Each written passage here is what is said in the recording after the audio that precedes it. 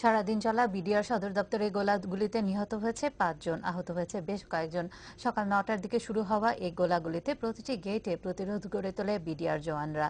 হামিদুর রহমানের ক্যামেরায় হাজারীবাগের বিডিআর ৫ নম্বর গেটের অবস্থা জানাচ্ছেন মনিরুদ্দিন।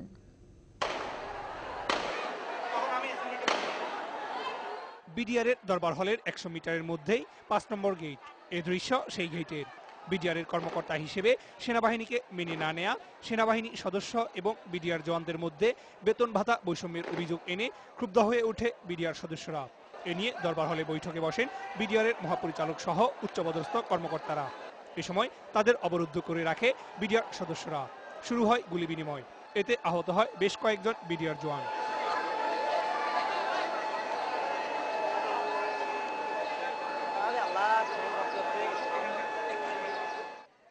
মুহূর্তের মধ্যে গোলাগুলি ছড়িয়ে পড়ে পুরো এলাকাতে।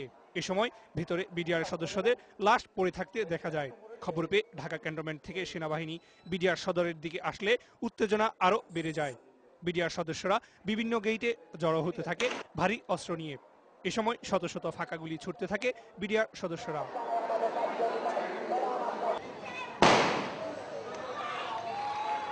আমরা বাঙালি জাতি, আমরা মুখ বন্ধ করে রাখতে পারি না, আমরা হাতও বন্ধ করে রাখতে পারি না। আমরা বিপ্লবী, আমরা বিদ্রোহী, আমরা চুপ করে থাকতে পারি না। আমরা সেনাবাহিনী হেলিকপ্টার পিলখানার উপর দিয়ে টহল দিলে তা লক্ষ্য করে গুলিবর্ষণ করে বিডিআর সদস্যরা। এক পর্যায়ে প্রধানমন্ত্রীর সাথে আলোচনায় বসেন বিডিআর সদস্যরা। সন্ধ্যার দিকে প্রধানমন্ত্রী সাধারণ ক্ষমা ঘোষণা এবং তাদের দাবি মেনে নেওয়ার আশ্বাসের পর গোলাগুলি কিছুটা থেমে যায়। এ সময় বিডিআরের সব গেট থেকে সেনাবাহিনী প্রত্যাহারের আহ্বান জানান বিডিআর জওয়ানরা।